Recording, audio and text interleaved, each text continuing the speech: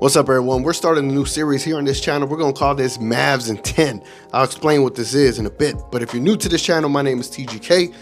Nice to meet you. And those that have been on this channel, sorry I haven't uploaded in a minute. I'll explain later in another video. But back to the video series that we got here. So Mavs In 10 is a video idea that I came up with that I'm going to be doing throughout the year. So every set of 10 games, I'm going to give you basically an overview of how each game went, touching on quick little touch points on each game, little tidbits that we took from it. And then at the end of it, give you like a summarization of what I feel the certain players are at, what we can improve on, and then what we're going to look like moving forward in the next set of 10 games. Hey, doing this on a loss. We just lost to the Magic, unfortunately. But this is the 10th game, so we're about to do the Mavs In 10 video part 1 for the 2022-2023 season. Without further ado, let's go ahead, let's get started.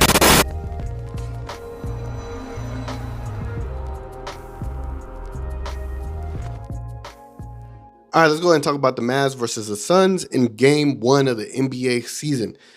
We started out on fire. Everybody was making every single shot. We took a huge lead, and for some reason, we didn't hold on to that lead and going into the fourth quarter. I mean, ending the fourth quarter. And that's going to be kind of a theme that we have going on here. Basically, we had a coming out party for Christian Wood. Everybody was making their shots early on. Luka was on fire. There was a key point in this game where in the third quarter to the fourth quarter where Christian Wood was just unconscious, right? I believe he made about 16 points within that time span. And a real big decision that was made by Jason Kidd was to bench him and put Maxi Kleber in.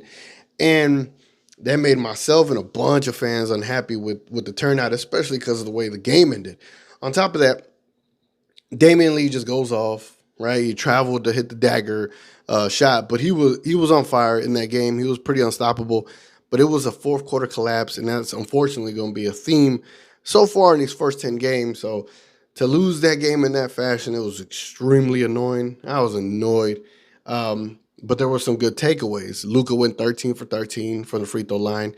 His three-point shot was horrible, though, 2 for 10.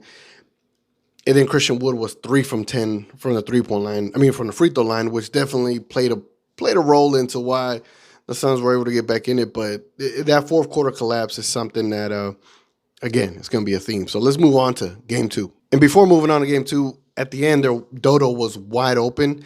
So that's another observation that I made, that Dorian Finney-Smith was wide open for the last shot. Luka took a shot that he could have given up the pass and had a shorter shot, especially a corner 3 for Dodo.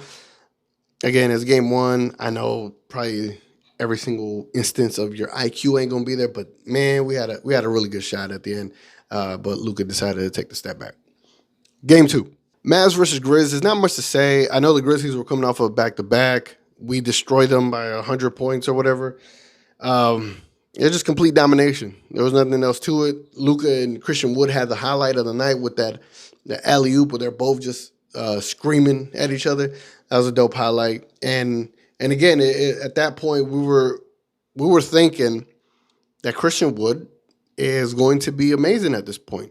He was averaging 25 points the first 2 games, and it looked great. It's just we were, and I say we because I think that my sentiments are kind of felt throughout the entire fan base, but we want Christian Wood to get more minutes, and it's just he wasn't getting enough minutes in the first 2 games, but damn, he played good to start out the season. Let's go to game 3. Game 3 was extremely disappointing. The Pelicans basically only had McCollum and a bunch of, role players, and we ended up losing that game. I don't know what else to say about that game.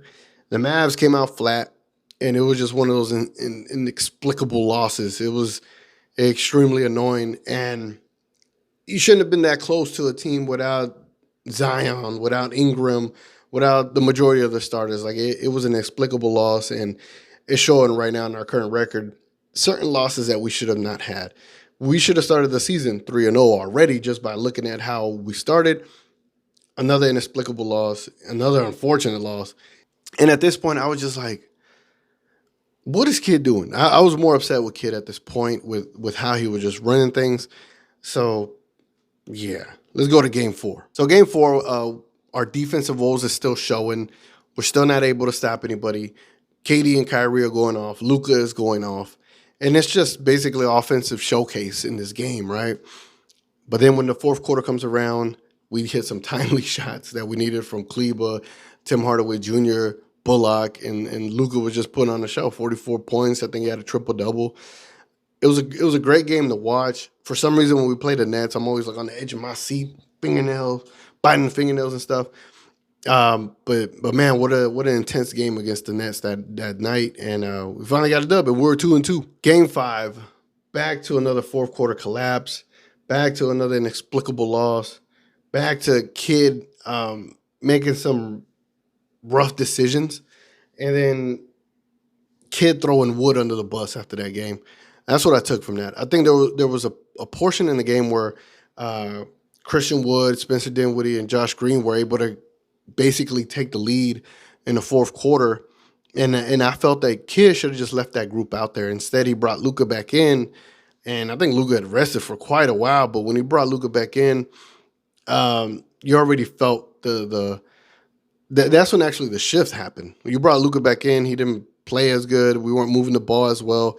And that's when Isaiah Joe just went off for 100 points in one quarter and did his end. So that was just a horrible loss. Another fourth quarter collapse. And again, now we have 3 losses. We're 2-3. When we're really, and this is the thing, we're comparing ourselves to being a championship contender team, right? For us to have these 3 losses early in the season, it should not have been a thing if you're a championship team. We should have been 5-0 starting the season. But then things got a little better after that Thunder game. So after the Thunder, we match up against the Magic in the 6th game of the season. Luka, again, put on another show. They couldn't stop him, but we couldn't stop them. But it was a competitive game. I will say that early on. The Magic have been in a bunch of competitive games, and this game was one of those.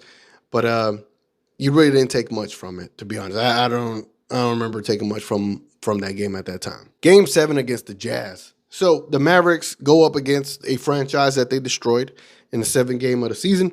And this was another competitive game. For some reason, we were just having competitive games against all these teams. The one team that we blew out, we're coming off a back-to-back, and we just haven't really shown our potential dominance that we have, especially the way we looked against the Phoenix Suns in that first game.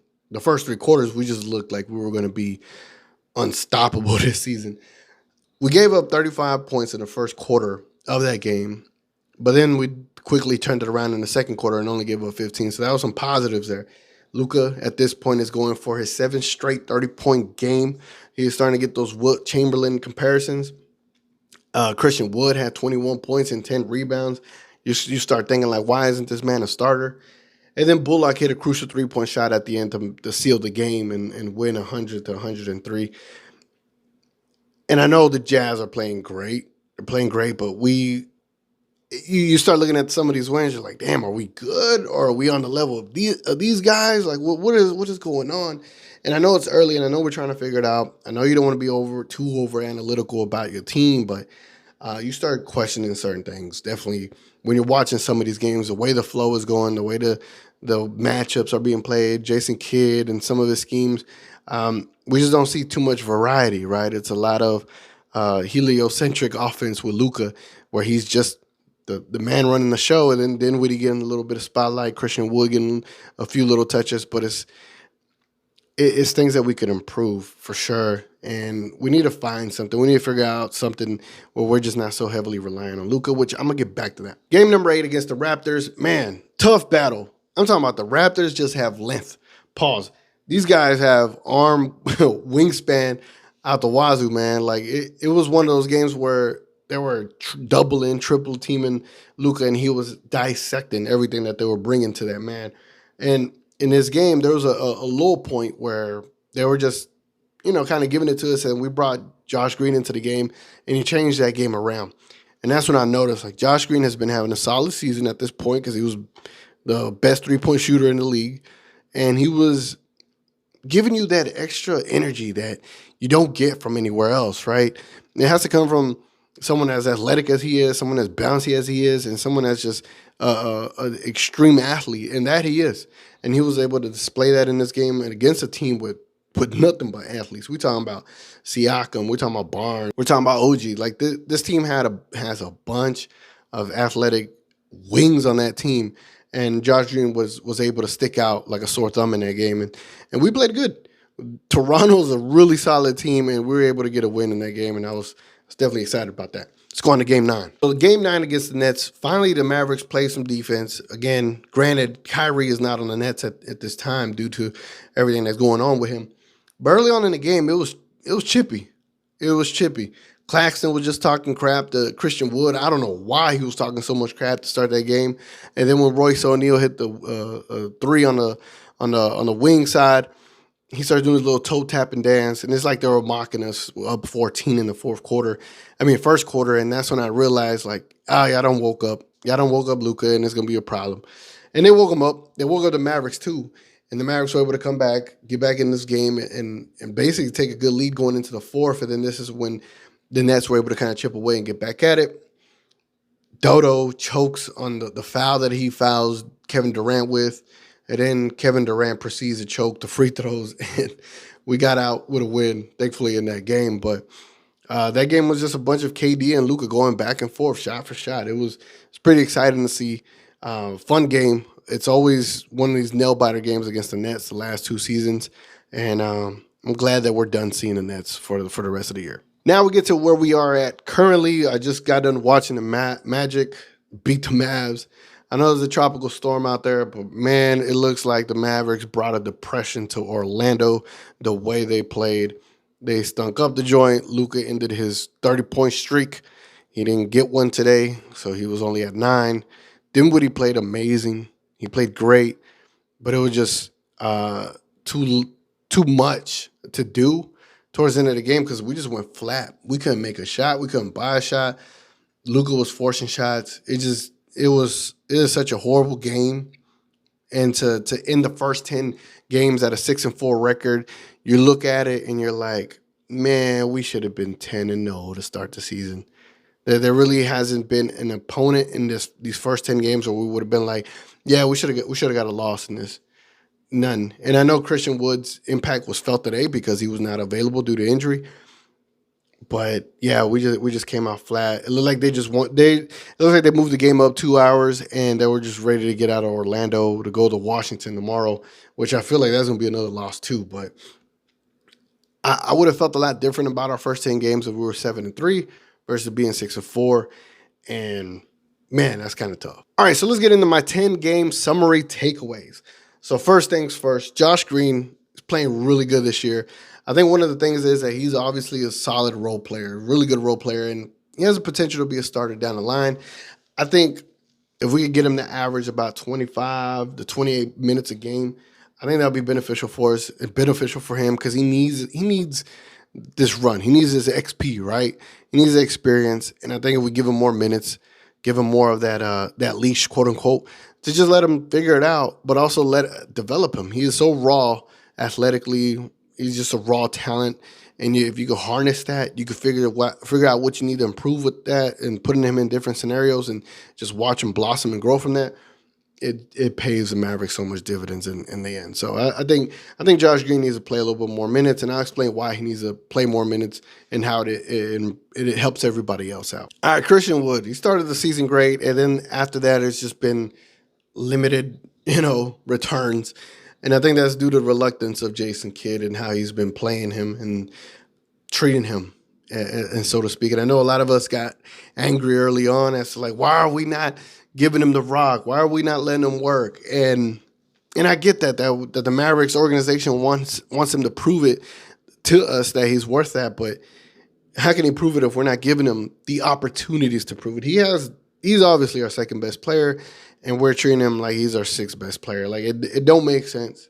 You want to put your best players on the court, and I understand he has defensive, deficiencies, but that's something that you need to work with him with, right? You're Jason Kidd. You're a preacher about defense, and I know you're consistent with putting players on the court that play defense, but he has a defensive capability. It's just you got to find that, man. I mean, especially with the talent that he got, you got to be able to give more. But for Wood, if he's not going to start, at least let him play 30 minutes a game. It's not like JaVale McGee's lighting the world on fire. It's not like Maxey is outplaying him. He needs to play 30 minutes a game, and he needs to hopefully average 22 to 24 points a game because he's only averaging 15. He needs to do more, and he needs to score more. That way, Luka isn't forced to have to score 36 a game. There's so much. There's a bunch of benefits from having Wood play more to take more of a load off of Luka for the duration of the season, and also for the dividends and the results that you get in the playoffs. So Wood needs to play more, needs to get more minutes, he needs to be involved more. I don't know what it is with Jason Kidd's reluctance on that. Luka. Let's talk about Luka. We need to not take this man for granted. What he is doing and has done the first 9 out of the 10 games has been nothing short of special. It is different. This man is different, and I know it feels like it should be a normal thing. It's not. And what he's done has been amazing. We haven't seen anything like this since the 60s with Wilt Chamberlain, and Luka is now stamped in the history books forever because of that. So for us, I know he's an unbelievable talent. I know we root like hell. I know we criticize him on certain things that he does when he's just throwing his body flopping around or not running back on defense and slumped over and not, when he doesn't seem into it. But what he's done so far for our team has been nothing short of amazing, and taking that man for granted is something I don't want any of us to do. And so far early on in the season, minus this loss, I was going to be like, yeah, he's your bona fide MVP, but the Bucks have a far better record than us, so that's definitely it's going to be a toss-up between him and Giannis. But again, hopefully when the season's over and everything's all said and done, Luka has a respectable record, right? Probably top 3 in the West. That way he can finally get his MVP. Next 2 things I want to talk about JaVale McGee and Dwight Powell. JaVale McGee has not been the guy that we envisioned him being. I don't know what the heck is going on. He's only averaging 9 minutes per game. I think that's where he needs to stay at until he can show us something else, because Dwight Powell's been outplaying him. However, in this last game against the Magic, we looked horrible as far as rebounding is concerned. So how much of a difference is McGee really going to make? How much of a difference is Dwight Powell going to be? Because Dwight Powell played great. His plus minus was amazing. He's one of the top PER players on our team. However, he needs things that he needs to improve on when it comes to the playoffs. We see this all the time in the season. We don't see it in the playoffs. And that's where I think JaVale McGee will come in handy. But I just don't know if our bigs are the ones that we need for Luka. It's going to be interesting to see if McGee could turn his season around and be a better player for us. He played decent tonight against the Magic. He played decent against who was it? Not the Nets. I forgot who else it was, but he played decent against that team too. It's just we need to see more from McGee. We need to see better production. He played horrible against the Nets and never saw the court again. So we need to figure out who's going to be the guy, right? We know what Dwight Powell is during the season. We know what he is during the playoffs. We need to figure out who's that guy. And then just a few other items. The Bang Bros, I think Bullock has been shooting pretty poorly to start out the season. I think we need to balance out his minutes with Josh Green and Dorian Finney-Smith. That way they're playing a balanced, minute sheet. And I think they could all, benefit from that. You could benefit from giving Green a few more minutes and taking some off of Bullock, taking some off of Dodo, especially, balancing his with Christian Wood. That way they're not playing 35, 36 minutes a night, man. I mean, it's going to make your legs tired and your shot's going to fall flat. If you could get them down to 28, 30, it is massive for their efficiency when it comes to shooting, because they won't have tired legs going into that fourth quarter. So I definitely think utilizing Green more and Wood more is going to help Reggie Bullock and Dorian Finney-Smith, the Bang Bros. Theo Pinson's clutch on the bench. You got KD upset out there. So Pinson's still doing his job very well. And Dinwiddie has been really, really well. He's been shooting really well, been efficient. I just think I would like to see Dinwiddie just stay aggressive every time he's out there, whether Luka is out there or he's not. If we could just see Dinwiddie stay aggressive at all times and then take the threes when he gets them wide open from Luka or whoever, that's the Dinwiddie we need. And I hate to say it, but we definitely miss Jalen Brunson. I mean, it was nice when Dinwiddie was our third ball handler, right? And having Jalen Brunson as our second one was great for this team. That is an element that we're missing. It's an element that we haven't necessarily figured out because it's just Luka and Spencer running the offense. And we need to find that third ball handler. We haven't found it. And it's tough. It's tough. And it's glaringly obvious as to what's going on and why these fourth quarter collapses happen. Because Luka's tired. We don't have another option. We put only an all-defensive team out there where it's only three-point shooters catch and shoot, and you're not putting enough players out there that could do something with the ball after the catch. So that's the other thing. My ideal lineup. Let me go over my ideal lineup for the Mavericks, the starting lineup. I would like to see Luka, Spencer, Josh Green, Dorian Finney-Smith, and Powell. Now, Powell will go back to a role that he had last year, but that's the starting five I want to see. And then whenever Luka goes and sits in the second quarter, then it'll be Spencer, Tim Hardaway, Bullock, Maxey, and Wood.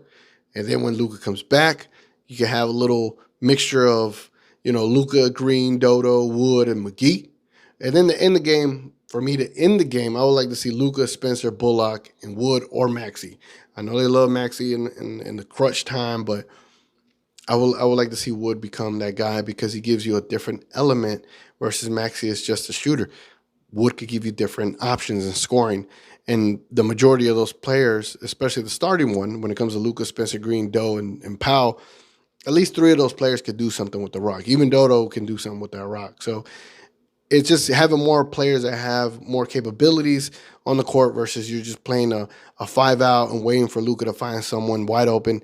It's going to get to the point where it's not going to be as successful as it was in the past. We need to find different options for Luka. Next thing, I want to talk about our top PER players. I love this stat so much because it is about a player's efficiency. But I'm going to talk about the top players on the Mavs with at least 15 minutes per game. And we got Luka at 36 PER. We got Christian Wood at 20 PER. We got Josh Green at 17. Dwight Powell at 16.95. And Dinwiddie at 14.90. Those are your best top 5 players on the Mavs when it comes to PER. Now, our next 10 games, we got the Wizards, we got the Blazers, Clippers, Rockets, Nuggets, back-to-back at home, Celtics, Raptors, Bucks, and Warriors. If this is a championship team that I believe it was when we started the season, they should go 7-3, and their record should be somewhere 13-7. Right? No, 13-7. Yeah, that should be the record on their next game. So yeah, man, a rough first 10 games. It wasn't as like I anticipated it, but we'll see what we do in these next 10 games. Let me know what y'all want me to talk about in this next video, the Mavs in 10 part 2, when it comes to after the Warriors game. I'll shoot a video. I'll shoot the second increment of 10 games at that point. But any suggestions y'all got, anything y'all want me to go over instead of talking about bullet points to each game, anything y'all want me to go over, throw it out there. This is just the format that I came up with for this video. It could be something different on the next one.